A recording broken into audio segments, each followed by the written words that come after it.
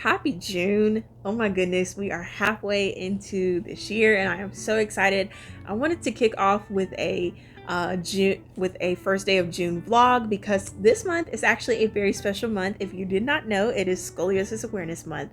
And y'all know I had to talk about this, especially, going through it myself as a former scoliosis surgery patient and just sharing, my journey and different things like that. For the past few years, I've shared, pieces and parts of my story, and today I decided to dedicate a whole vlog about my journey, and I wanted to share what scoliosis is for those who may not be aware of it, and the symptoms that you can sometimes have, because I know that this is very informative information, just kind of hearing it from someone else, very young, who has dealt with the same issue, and yeah, so let's get started.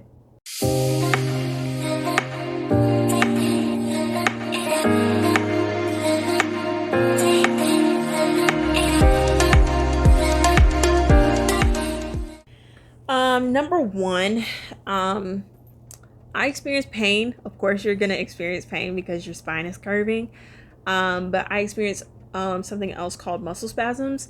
I had a lot of those, and I still have it sometimes. It comes sometimes when you expect it, and other times when you least expect it. It is a very sharp, throbbing pain that you really cannot prepare for. It just hurts. I know for me, like, I completely shut down whenever I have a muscle spasm. Like, it's terrible. It is absolutely terrible. Uneven waist is another sign that you can tell if you possibly have scoliosis. You like for me before surgery, when I would stand up, in front of people and stuff like that, you could see like the difference in my waist and shoulders before surgery. My balance on one hip was higher than the other, so that's definitely, a thing. And then exhaustion and trouble walking. This was an issue for me, especially when the pain would get worse and worse. I got tired extremely easily. No matter where I was at, school, church, home, I mean, it completely wore me out. At church, I had to sit down and save my energy for praise and worship, because if I didn't, then I would be completely wore out, by the end, and standing up there for at least 30 minutes. And then at school, I found myself like just constantly nodding off and on because I was always tired and I could never sleep at night because of the pain. And over the counter stuff was not even, it didn't even, it only worked for so long, but because my spine was already like 80% curved, it was just like, it wasn't enough to like completely stop the pain. And there's more symptoms, but these are just a few of them that I dealt with, to kind of give you an overview and some perspective on what this journey looks like for me before surgery.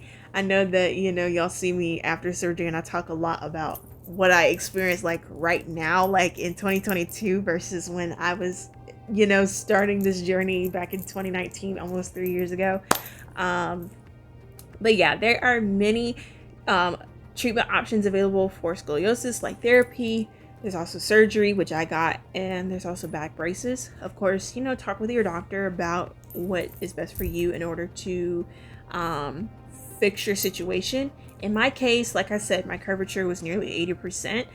Because of this treatment, because of this, my treatment option was automatically surgery, because it would have been very risky to do try to do a back brace or try to do therapy, because it was already so damaged that that was literally the only thing that could really fix it.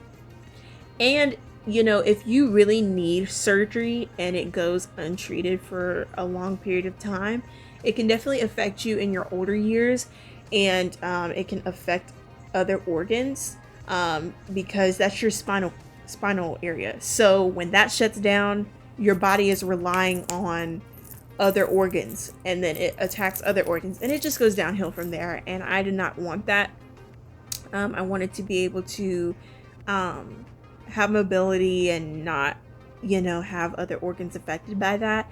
So that is why surgery was the best option. In 17 days, it will be my spiniversary, 3 years since I had my surgery.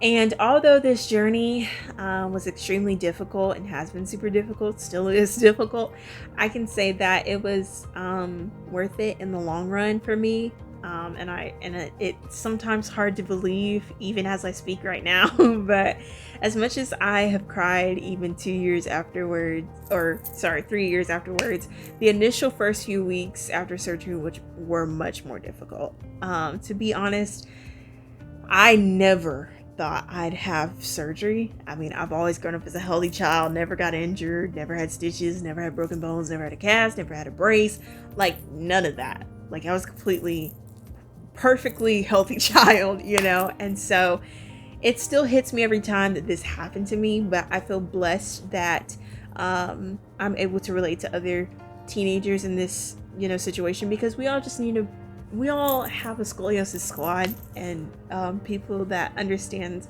the situation that we're going through, so I'm very, very grateful for that. Getting surgery was a roller coaster.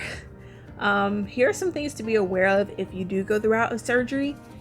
Most definitely you will be swollen afterwards.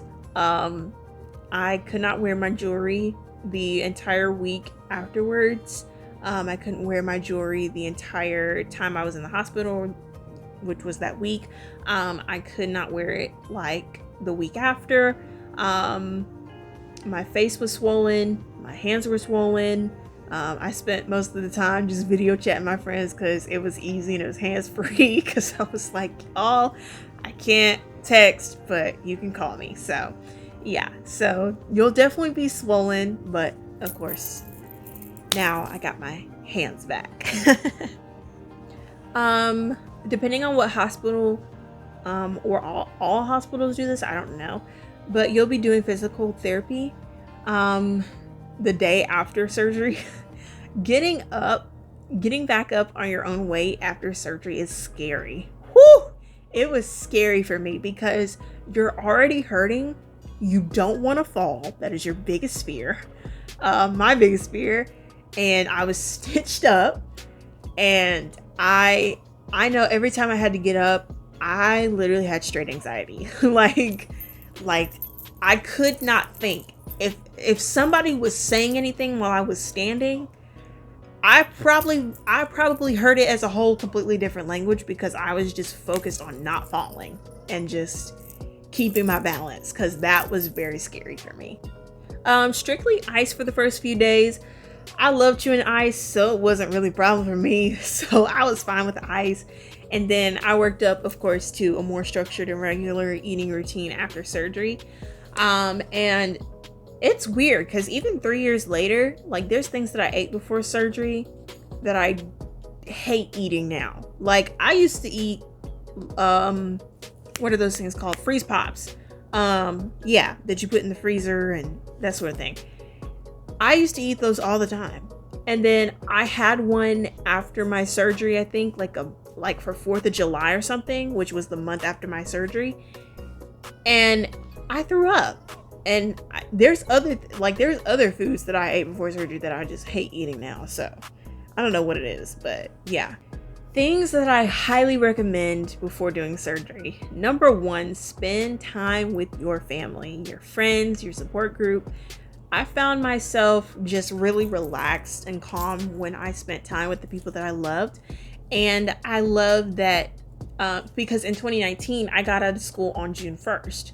So that gave me 17 days before surgery to do what I needed to do and, get my life together before this big, life-changing moment for me. So I think the closer that I got to surgery time, the more I was a little bit more stressed about it.